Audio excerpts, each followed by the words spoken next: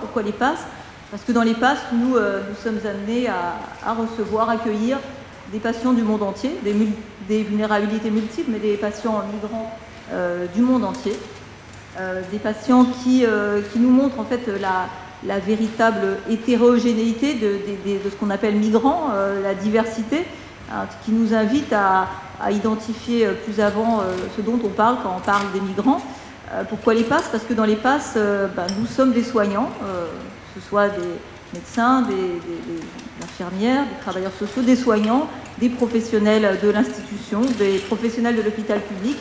Et notre profession, c'est voilà, l'approche clinique, la rencontre avec les patients, les interroger, connaître leur parcours, connaître leurs demandes, connaître leurs besoins, connaître vraiment les demandes exprimées. Et c'est comme cela qu'on peut avoir une idée des raisons, de certaines raisons de ces phénomènes migratoires. Pourquoi on passe? Nous sommes au cœur de problématiques globales, systémiques, de parcours de santé mondialisé. Donc les PASS se positionnent aussi comme des observatoires de la santé mondiale. Et puis, pourquoi les PASS? Parce qu'il nous semble que notre expérience auprès des publics migrants nous invite à repenser le soin, nous invite à peut-être nous aider à transformer le système de santé. Maintenant, on caractérise voilà, comme en bout de cycle, à bout de souffle, au bord de l'explosion. Et peut-être que justement cette, entre guillemets, crise migratoire, au sens hippocratique de la crise, pourrait nous amener à faire évoluer le soin dans une approche globale, centrée sur l'humain. C'est ce qu'on défend au sein du collectif national des PASS. Alors, je vais dire quelques mots de l'association, dont le siège social est l'hôpital Saint-Louis. Et pour vous dire aussi que nous attendons des soutiens, et peut-être si vous appréciez l'organisation, ce temps de partage, merci de contribuer, d'adhérer.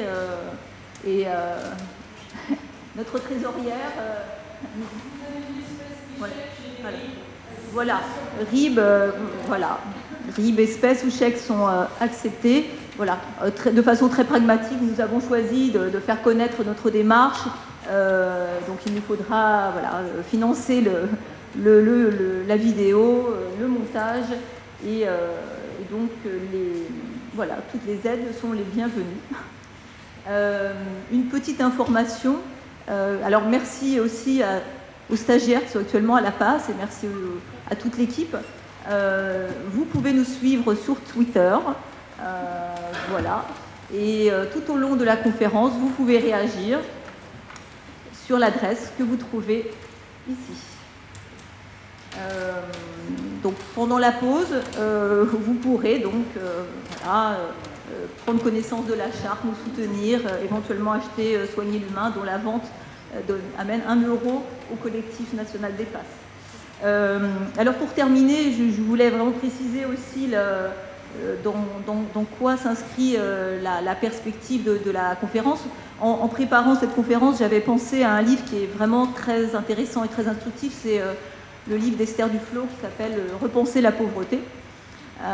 Esther Duflo, c'est une économiste française qui travaille au MIT à Boston, qui a une approche très pragmatique des questions de recherche de terrain. Et dans ce livre, Repenser la pauvreté, elle évoque les 3 I qu'elle nous incite à combattre. Le premier I, c'est l'inertie. Alors voilà, nous on essaye peut-être de faire bouger dans un moment où on considère que voilà, il y a des fatalités, on ne peut rien faire. Donc on va combattre l'inertie. On va combattre aussi les idéologies, c'est le deuxième I, les idéologies, donc par, comme on a dit, cette approche pragmatique de terrain. Et puis on va combattre aussi le dernier I, qui est peut-être le I le plus important, celui de l'ignorance. Voilà, c'est par l'ignorance peut-être qu'on se retrouve dans des situations où c'est l'émotion, les passions qui dirigent les réactions.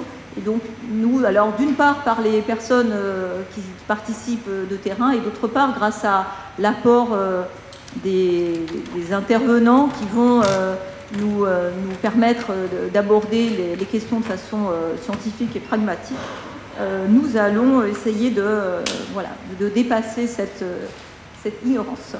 Et pour terminer, une petite modification de programme.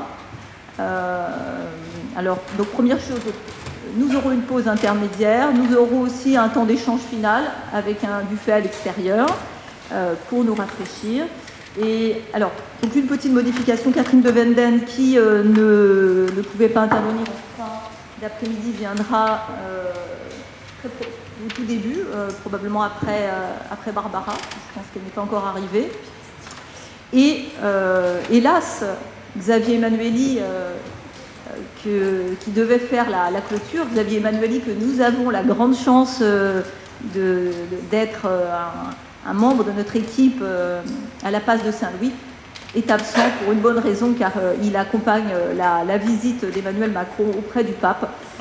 Mais il nous a transmis une pensée, et je vais vous la lire. « Dis-leur que je suis avec vous dans ce combat vital qui met en jeu toutes nos valeurs et que, aujourd'hui, est un événement sans précédent. Nous devons gagner. » Voilà dans quoi s'inscrit cet après-midi de travail. Je vous remercie.